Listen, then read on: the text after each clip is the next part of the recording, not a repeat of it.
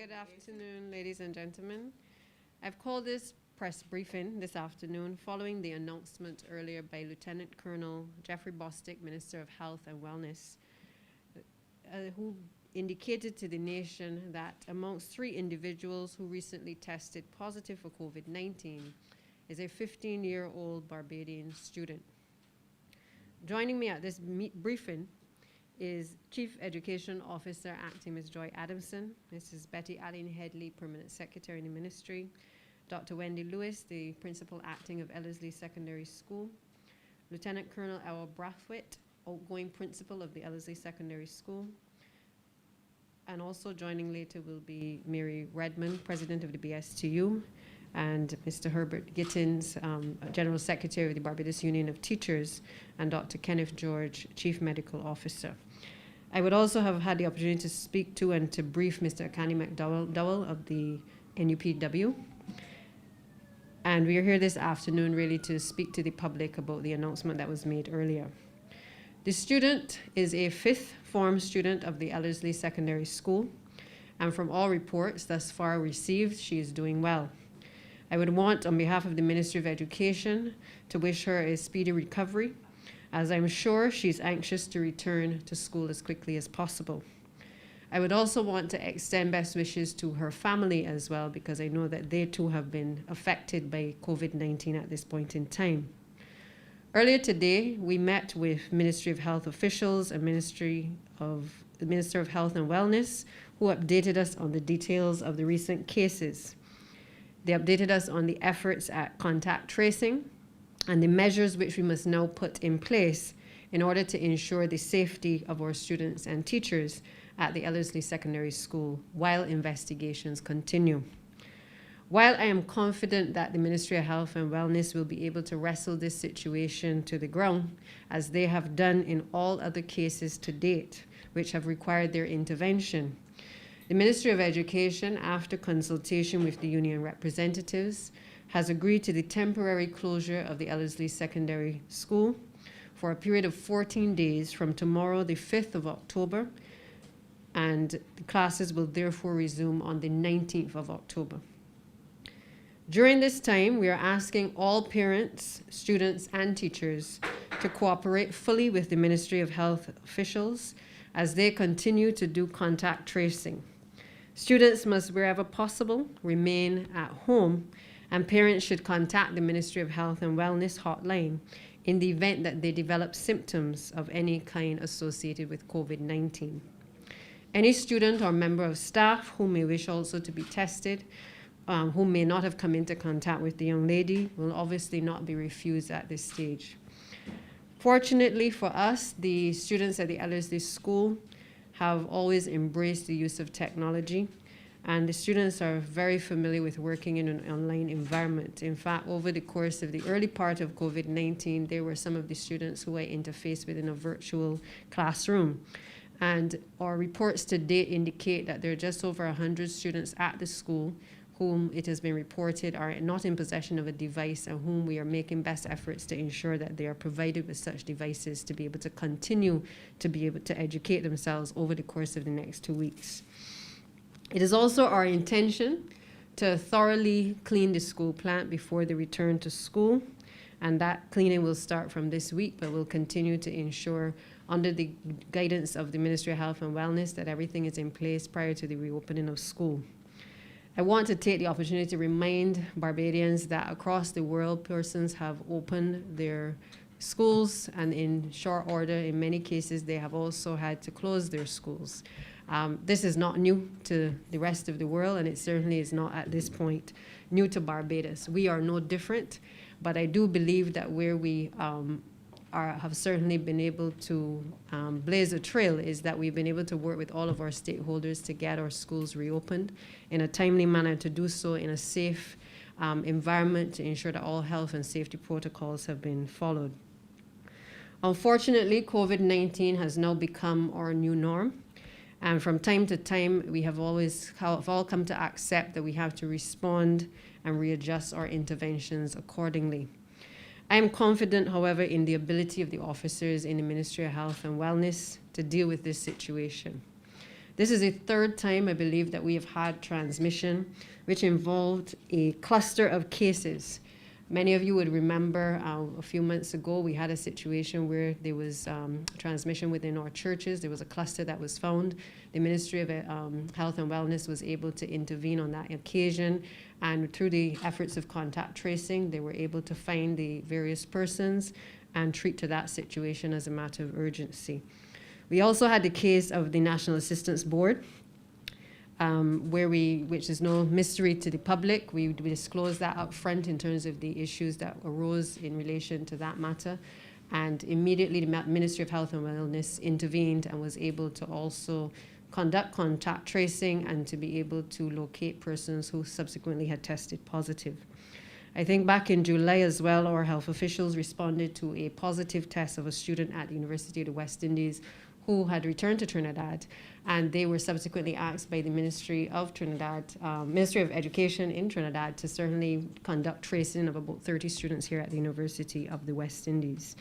The fact remains that the Ministry of Health and Wellness has been managing this situation as it relates to COVID-19, and we are indeed grateful to them for their guidance and continued direction given to the Ministry of Education. Immediately after this press conference, the intention is to meet with the staff, all the teachers, administrators, ancillary staff online of the Ellerslie Secondary School, because in the way that we have conducted ourselves thus far, we recognize that we have to engage with our stakeholders even more than before, and particularly in this COVID-19 environment. So that meeting will be held shortly after, and those of you who are listening, who are part of that institution, can be assured that we will be able to listen to your concerns and certainly be able to set the tone for the next couple of weeks, but also for the rest of the school term as well. I want to thank the unions at this point as well for their maturity in this issue. From the time that they received the call this afternoon, they responded positively to meet with us and to certainly share concerns of their stakeholders, but certainly to help us to find a way forward as it relates to this matter. It is not obviously an easy issue to deal with. We know that they're going to be grappling with people who have different views as it relates to whether schools should be open, whether it should be closed, whether the entire country should be shut down. But what we are united on is the fact that we have to, even more than ever, step up the protocols as it relates to sanitization, the wearing of masks, ensuring that there's physical distancing. Over the course of the past week or so, as we have done our review of the reopening of school, the Chief Education Officer acting has been meeting with the principals and the various unions, and the fact remains that some of our students are still not wearing the masks as we would like.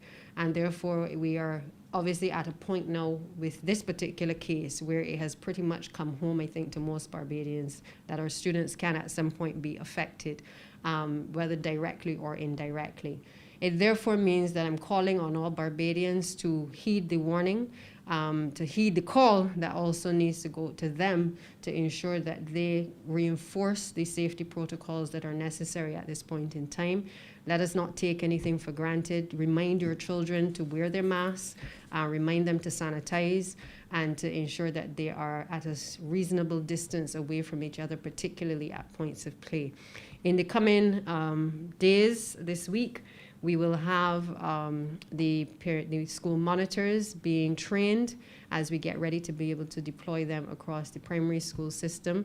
And of course, we will continue the sensitization with them in the school plants so that they're also equipped to assist our teachers in education as we try to grapple with all that is come to the fore as it relates to COVID-19.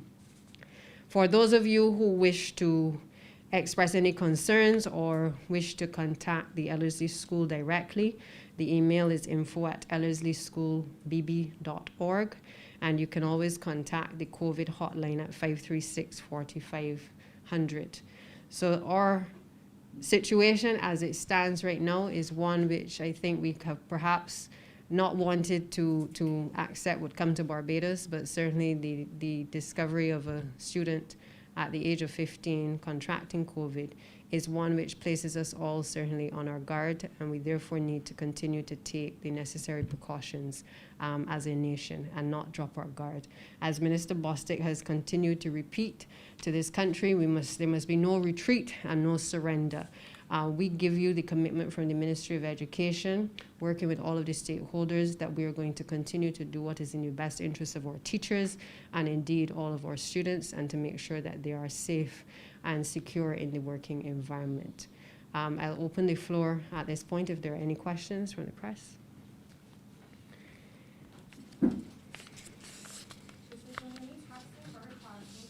Sorry? Is there going to be any testing for any persons that the student would have gotten in contact with? I'll let Dr. George speak to that briefly, but I think they would have indicated that contact tracing, which they've done on every other occasion, will certainly be the norm and will be applied in this situation. And I think the efforts have already started, so those will continue over the course of the next couple of days. Dr. George, you want to? I'll take off my mask. Good afternoon, everyone. Yes, so contact tracing has commenced with good rigor. Every single avenue we will run down where it is possible. We require the public's assistance with this. So if someone comes knocking on your door and asks you to assist and cooperate, answering a few questions and even being subjected to testing, we would really appreciate your cooperation. At this point in time, the Ministry of Health is supporting the Ministry of Education through this event. We will continue to do the contact tracing within the schools to determine who is most at risk and who will be tested. We are going to determine who is most at risk and who will be tested. If that means the entire class 5s, we will do that. If that means more classes, or if it comes to the point where other schools might have been involved because students mix, we are willing to guide and take the decisions. But the issue is, let the contact tracing epidemiological science guide the way in this discussion. Thank you.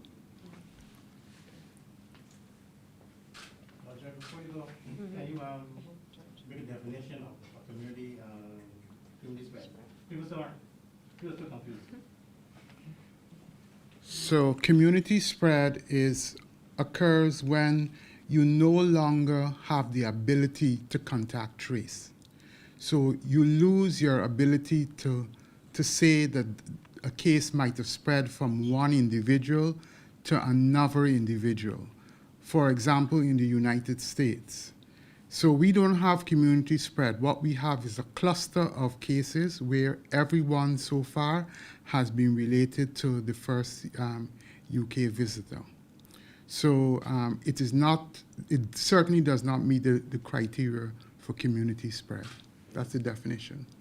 Is there fear that it may get to that point, given how students tend to mingle? Well, that's a decision that we will take when that issue comes about. We have to be vigilant, and I think the main takeaway from this press conference is that there are some issues that are worrisome to the COVID monitoring unit, particularly students congregating after school in large groups without using masks. I believe that the school environment is fairly a safe environment because you're following the protocols. But there are a lot of issues that occur after the school where children go on minibuses, some of them not wearing masks, and just congregate after school hours without social distancing or using masks. Thank you. Would you be able to tell us how many students the SAIS student would have been in contact with on the days that she would have? We have identified those days. I do not have that information to hand, but we have identified the days that she was at school, and we have also we done a lot of work in her household. That was our first point of business. And then we are going to stratify persons according to risk at the school and make a determination who is to be tested. Thank you. Also, is the 4-month-old in nursery? The 4-month-old is at Harrison's Point. Were they in the nursery? Not to the best of my knowledge. Thank you.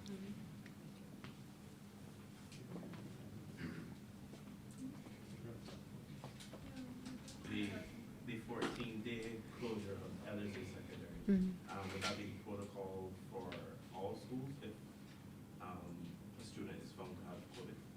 we follow the recommendations of the Ministry of Health and Wellness, who at this time have advised us to close for 14 days. As you can appreciate, the contact tracing is a very scientific approach that they take to finding out who are the persons that the young lady would have come into contact with. And so we will continue to follow the science. And the science says we close for 14 days to allow them to continue their investigations. Okay. I don't know if the representatives of the union wish to say anything at this point, but I will, no, they're fine. Ms. Redmond, very good. Thank you. Good evening. In our discussions earlier with the Chief Medical Officer, we were assured that if the student has been found to have commingled, or if there are relatives in the household or in households nearby that could be or that are found to be positive, then of course similar protocols would follow. In the meantime, of course, because we know that the schools potentially are hotbeds of infection, because of the numbers of people in the school at any one point in time, still, even though we are doing the blended approach, we are urging that parents underscore the importance of children wearing their masks and that they follow the proper protocols. We are also asking that the principals of schools reinforce this. We are at a very serious stage in this infection. And it has to be the number one thing in schools now, that students adhere at all times and in all circumstances to the protocols as they have been outlined. And so we are asking for the cooperation of both parents and school administrators in this regard.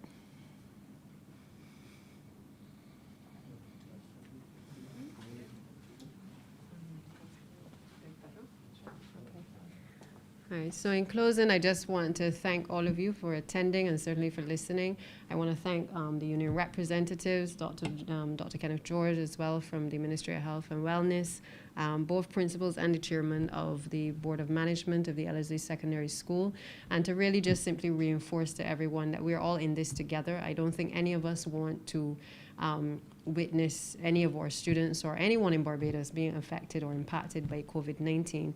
But it is a reality that it is here to stay, and therefore we have to manage the situation more than anything. And I think that together we have demonstrated, certainly thus far, that we are more than capable and competent of being able to deal with the issues frontally. We may not always agree on everything, but I think there is consensus in terms of us being able to work together in the best interests of our students and certainly our teachers across the education system, and that is what we will continue to do. So I'm encouraging all persons to continue to wear their mask and continue to sanitize, and just to ensure that they encourage students to continue to safe distance as well. Final question. What does it mean for teachers at elementary school who have children at other schools? Is there a special protocol for them, for contact tracing or anything? Again, I think Dr. George was very clear that the contact tracing has already started. I think you can appreciate that each of the persons who have been infected and who've tested positive will provide a list of places they've been, persons they've come into contact with. And if those persons have happened to be children, obviously the necessary steps will be taken. I think he was very clear in relation to that. And again, just to remind that the Ministry of Health and Wellness has really been going beyond the call of duty to try to wrestle these issues to the ground. And again, we just have to work with them and to cooperate with them fully to ensure that they're able to keep all Barbadians as safe as possible. Thank you, everyone.